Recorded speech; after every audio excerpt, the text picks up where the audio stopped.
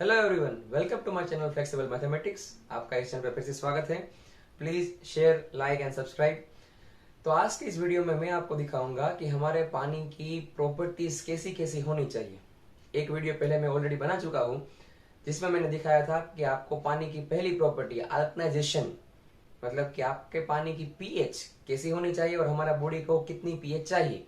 तो वो वीडियो की लिंक मैं इस डिस्क्रिप्शन बॉक्स में डाल रहा हूँ, वहां जाके आप देख सकते हैं। आज के इस वीडियो में मैं पानी की दूसरी प्रॉपर्टी मतलब कि माइक्रो क्लस्टरिंग वाटर मतलब पतला पानी, कि हमारा पानी एक्चुअली कैसा होना चाहिए। हमारा पानी एक्चुअली पतला होना चाहिए। क्यों? क्योंकि आप जानते हैं कि हमारा बॉडी सेल से बना हुआ है। हमारे बॉडी में billions and trillions of cell है।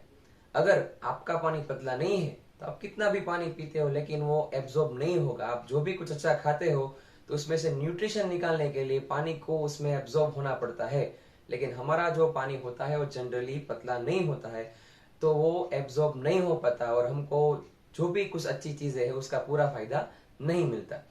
तो आप अपनी स्क्रीन पे देख पा रहे हो, इसमें एक डॉक्टर रियोस डॉक्टर है जो पानी के ऊपर रिसर्च कर रहे थे। उसने बताया कि हमारा जो नॉर्मल पानी होता है ओनली 15 to 20% ही हमारे बॉडी में एब्जॉर्ब होता है। इसलिए हमारा बॉडी पूरी तरह से डिटॉक्सिफाई नहीं हो पाता। आपको मालूम होगा, अगर आप खाने के बाद अगर 1-2 ग्लास पानी पी जाए तो आपको पेट भारी भारी लगेगा, मतलब कि पानी पेट में ही है, मतलब कि एब्जॉर्ब नहीं हुआ है। लेकिन आज जो मैं आपको दिखाने जा रहा हूं वो है माइक्रो कस्टर्ड वाटर।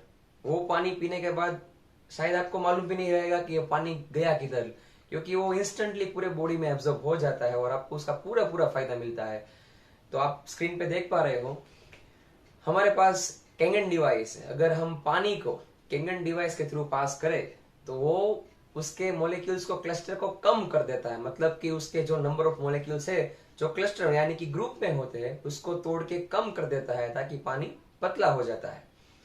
तो अगर ये पानी हम पीते हैं तो वो हमारी बॉडी में 80 to 95% तक एब्जॉर्ब हो सकता है और हमारे बॉडी को जो भी कुछ न्यूट्रिशन मिलने वाले अच्छे फूड से वो हमें दिलाने में मदद करता है और आपके बॉडी को डिटॉक्सिफाई करने का काम करता है। मतलब कि अगर आप ये पानी पीते हैं तो ये पानी आपके एवरी सेल में जाके वहां पे एब्जॉर्ब होके वहां से जो कचरा है वो निकाल सकता है। मतलब कि आपकी बॉडी को डिटॉक्सिफाई करने का काम करता है।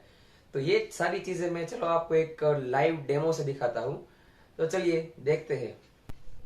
ओके, तो एक्सपेरिमेंट के लिए मैंने यहाँ पे कुछ चीजें ली हुई है।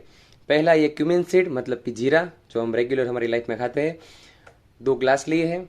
एक में बोटल वाटर है या फिर आप नॉर्मल वाटर भी ले सकते हो, और ये जो है वो कैंगन वाटर है।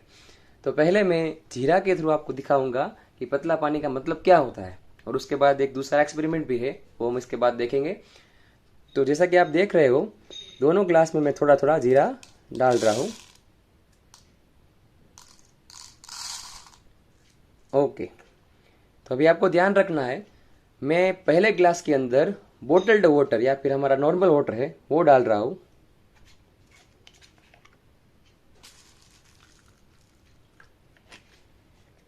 तो आई थिंक आपको कोई डिफरेंस इसमें दिख नहीं रहा है। ओके, चलिए अभी दूसरे ग्लास में हम कैंगन वाटर डालते हैं।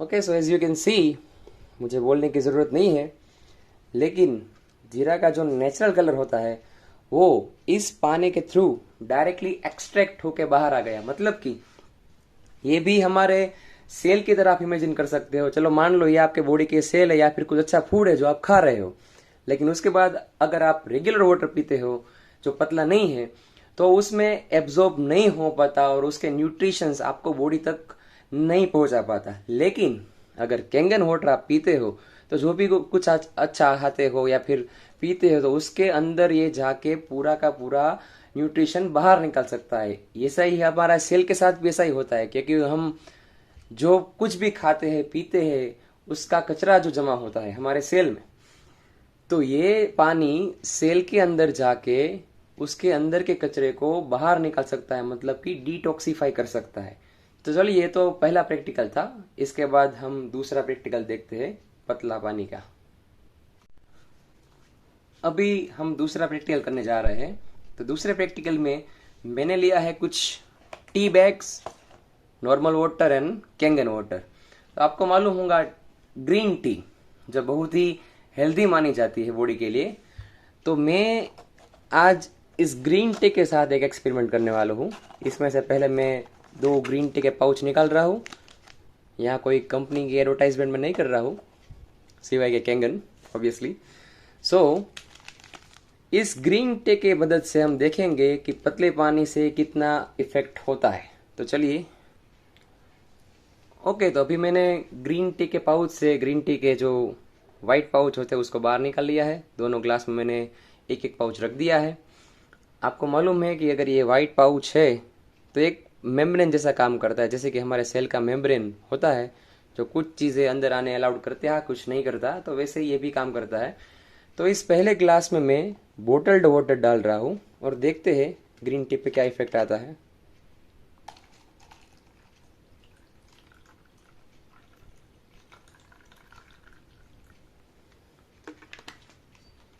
और दूसरे ग्लास में मैं कैंगन वाटर डाल रहा हूँ।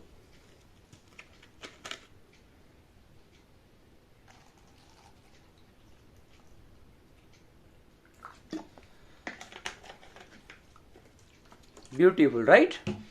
दूसरे ग्लास में कैंगन वाटर डालते ही वो पानी पूरी तरह से एब्जॉर्ब हो गया और जो ग्रीन टी के एक्सट्रैक्ट है, यानी कि ग्रीन टी के अंदर जो भी कुछ मटेरियल है, उसको आराम से ये बाहर निकल सकता है। मतलब कि अगर आप अच्छी से अच्छी ग्रीन टी भी पीते हो लेकिन अपने नॉर्मल पानी के साथ, तो वो कुछ खास इफेक्ट आपके बॉडी पे नहीं करने वाला है। ये जस्ट ग्रीन टी की बात नहीं है, ये जस्ट एक एग्जाम्पल है कि ग्रीन टी की जगह आप कुछ खाते भी हो तो लेकिन अगर उसमें पानी एब्जॉर्ब नहीं होके पूरा का पूरा उसका न्यूट्रिशन नहीं बाहर निकल सकता, तो उस खाने की भी इफेक्ट आपके बॉडी पे कुछ खास नहीं होगी। तो इसीलिए this was the second property.